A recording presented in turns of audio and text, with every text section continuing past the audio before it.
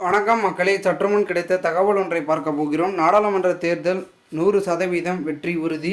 திடீர் தகவல். இந்த ஒரு தகவலை பற்றி தான் நாம் பார்க்க போகிறோம். தகவலை பார்ப்பதற்கு முன்னதாக நீங்கள் நம்மளுடைய சேனலுக்கு புதிய பார்வையாளர்களாக இருந்தீர்கள் என்றால் மறக்காமல் நம்மளுடைய சேனலை சப்ஸ்கிரைப் செய்து வைத்துக் கொள்ளுங்கள் மக்களே.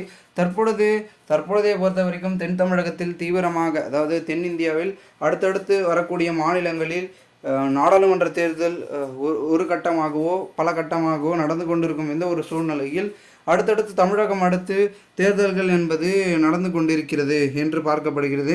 இந்த ஒரு சமயத்தில் தமிழகத்தில் நடந்து கொண்டிருக்கும் தேர்தல் முடிவுகள் ஜூன் 4ஆம் தேதி எண்ணப்பட்டு யார் வெற்றி பெற்றிருக்கிறார்கள், பெரும் மெஜாரிட்டி யார் இருக்கிறார்கள் என்பதனை சுட்டிக்காட்டும் வகையில் இருந்து கொண்டிருக்கிறது. இந்த ஒரு சூழ்நிலையில் தான் அடுத்தடுத்து இருக்கக்கூடிய பலவிதமான விஷயங்கள் ஒரு பக்கம் இருந்தாலும் கூட பெரும் மெஜாரிட்டி அளவில் தமிழகத்தை பல சீட்டுக்களை பார்த்திங்கன்னா கைப்பற்ற போவது யார் என்று பார்க்கப்படுகிறது. திமுகவை காட்டிலும் திமுக காங்கிரஸ் கூட்டணி பெரும் செயல்படும் அப்படின்னு சொல்லப்படுகிறது.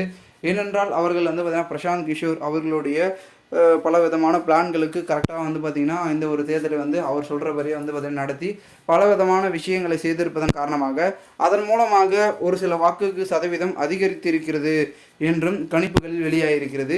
இதனால் மெஜாரிட்டி இல்லாத பிளேஸ்லாம் மெஜாரிட்டியை திமுக அடைய போகிறது அப்படின்றது சொல்லி கொண்டிருந்தாலும் கூட தற்சேவை வரைக்கும் நம்மளுடைய அதிமுக கட்சி, திமுக கட்சி, பாஜக கட்சி, நாம் தமிழர் 4 முனைப்பிலும் யாருக்கு பார்த்திங்கன்னா வெற்றி மகுடத்தை சூடப் போகிறார்கள், தட்டி தூக்கப் போகிறார்கள் வெற்றி கொடியை அப்படின்றது பார்க்கப்படுகிறது.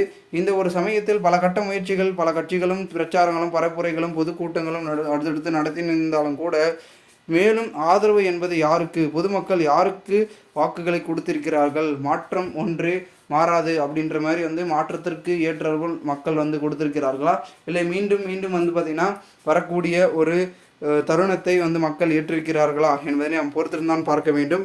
பலவிதமான விஷயங்கள் இருந்தாலும் ஜூன் 4ஆம் தேதி வரை அனைவரும் எதிர்பார்க்கக்கூடிய ஒரு தகவல் என்பது தேர்தல் முடிவில் வெற்றி பெறப்போவது யார் என்றுதான் பார்க்கப்படுகிறது.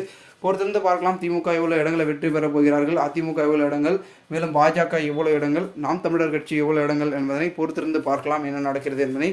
மேலும் இதுபோன்று நீங்கள் அரசியல் சாதனைக்கு போகலாம் தினசரி தெரிந்து கொள்ள நம்மளுடைய சேனலை சப்ஸ்கிரைப் செய்து வைத்துக் கொள்ளுங்கள். நன்றி, வணக்கம்.